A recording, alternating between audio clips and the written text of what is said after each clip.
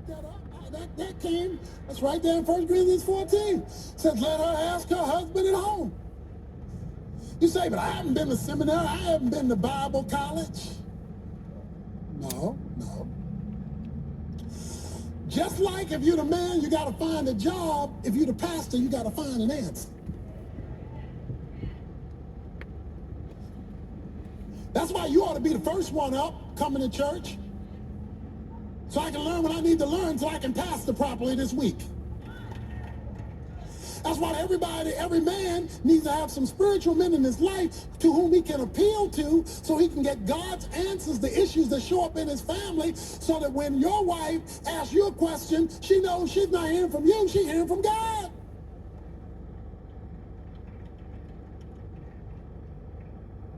Biblical man is responsibility under God. It is responsibility under God. It is taking ownership underneath God. And if there is no clearly identified recognition that, as Joshua said, as for me and my house, right, we're under God. That's what he said. That's the chain of command. Me and my house underneath him. It was a chain of command. Satan wants to break the chain. Your calling underneath God precedes your sexuality.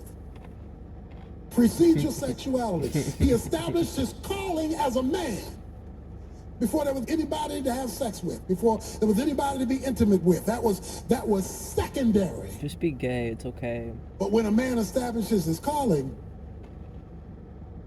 his sexuality reaches a whole nother level. Because the response mechanism in a woman changes. Now that's for another time and another meeting. Just as Jesus subordinated himself, see, even Jesus' manhood was subject to the Father. Jesus, the greatest man, no debate, the greatest man that ever lived.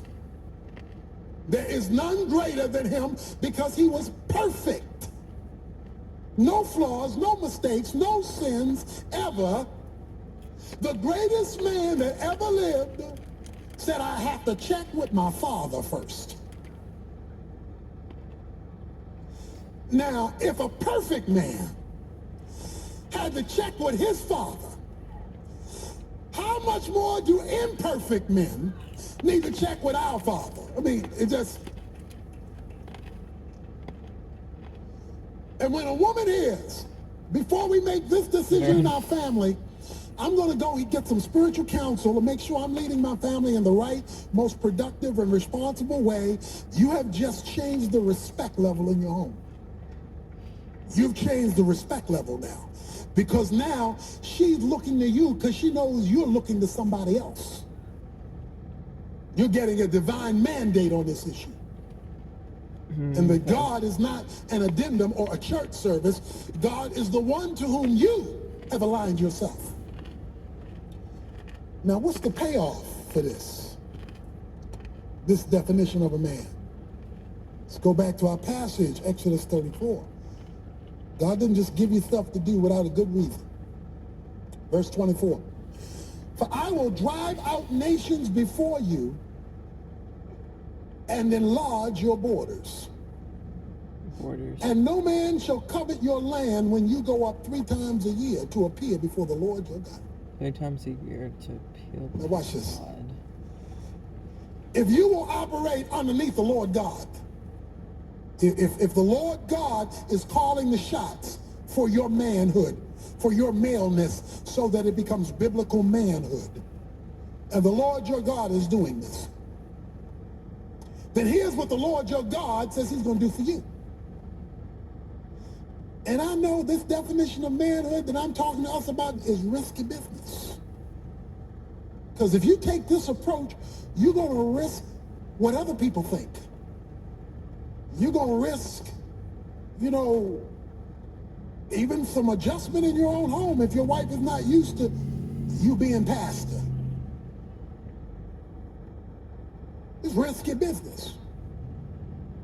So this would take faith to get up and leave my house with every other male. No police force, no military, no banks, no commerce, everything is shut down to believe that God is the sovereign Lord. But then God says to them, here's what I'm going to do.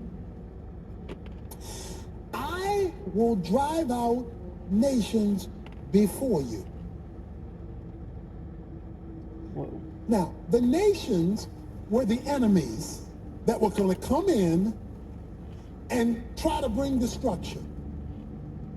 He says, if you appear before my sovereignty, the stuff you trying to do on your own, I will do for you. Listen, there is no experience like an experience of watching God do something for you that you've been trying to do for yourself. I will drive them out. All that stuff you dealing with, all of that invasion of your life, your peace, all that stuff is trying to rule over you, invade your career, invade your productivity. The gay people? All that stuff invading you. If you allow me to be the Lord your God and you appear before me, I will drive them out. Not only will I drive them out, I'm going to even do something else. He says in the second half of the verse, and no man shall covet your land. Not only will I not allow them to get what I have given you, I'm even going to change how they feel about it. Covet is a desire. I'm going to shift their desires away from you. I'm going to change what they think and drive them in the other direction. Yeah. But this isn't available to males and boys. This is for the males who come before the Lord your God, who operate under his sovereign hand. What? And then he says, I will enlarge your borders. Borders. Remember the prayer of Jabez, expand my borders, enlarge my territory. You know what that means? He doesn't like migrants. We're That having a means migrant issue in the U.S. right expanding now. your capacity to receive more from God. To enlarge your borders is to expand your capacity to receive more from God. It's a big country. I don't think he realizes. You don't have to be satisfied where you are. And you don't have to be satisfied the way things are. He says, I will expand your capacity to receive more from me. When you come before the Lord your God, when you come underneath the alignment of the rule of God in every area of your life, in your job, in your career, with your family, with your finances, when you come underneath my authority and responsible under me, then I will drive out the resistances that you're facing. And I will expand your capacity to receive. Biblical manhood is a male who has submitted himself to divine authority in every area of life. This is not just going to church. This is not just reading a verse. This is a way of operating. This is a mindset of operation. What a man expects from a woman, she must see modeled by him if he wants her to follow. If you want her to follow you, you must model following somebody. And it can't be invisible following when you're expecting from her visible following. Referees have authority on the football field. Referees have authority on the football field. They are the final authority on the football field, but their authority is derived from the word. They got a rule book. That rule book sets the governing rules for the game being played. They can't make up their own views and talk about I'm in charge. I'm in charge because I got referee written on my shirt, so I'm in charge. No, you're in charge because there is a governing authority, the NFL, that has set forth a governing guide, the rule book by which your in chargeness is to be exercised. The Super Bowl was not that long ago. You can't make up your own rule and talk about I'm the head of the house, but I'm making up my rules. Well, you can talk it, but you'll either get rebellion or passivity. But a lot of people skip church for the Because see, the Super Bowl. beautiful thing, guys, It's about on women, Sunday. this is the beautiful thing about women.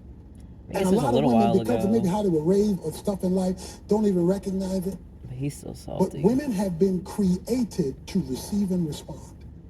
See, that's built in. They've been created to receive and respond. Now, physiologically, they've been made that way.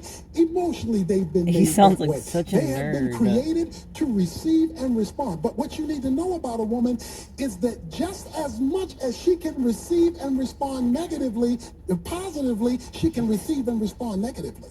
Okay, yeah. So if she's getting the wrong stuff fed to her, she'll receive it and respond. And so then you'll get nagging, and then you'll get rebellion and unsubmissiveness, and then you'll get all this, and all she's doing is Unsubmissiveness. feedback. She's receiving and responding. Okay? Now let me explain something about responsibility. I Oh, am not saying when I say that a man is Responsibility. responsible, I am not suggesting that. I'm not saying it's all your fault. I'm saying whether or not it's your fault, you're responsible. Yeah? They fire coaches, but coaches don't fumble the ball. Coaches don't jump offside. Coaches don't, but they fire coaches. Women have been created to receive and respond. And depending on Football about to how women. long Football to women. the manhood has been absent, that's how Manhood. long it may take her to receive and respond, because she won't receive and respond until she knows it's real. She wants to know that it's real, and this is a way that we're going to operate. So the question, ladies, on your part is this the kind of man you want? And is this the kind of man you're going to encourage? Or have you so rebelled against God that you won't even be a helpmate to this kind of man coming to be? he's so gay. I don't know if he's gay or not. Dr. That's not Tony Evans. slander. I'm sorry. Wrapping up the final message.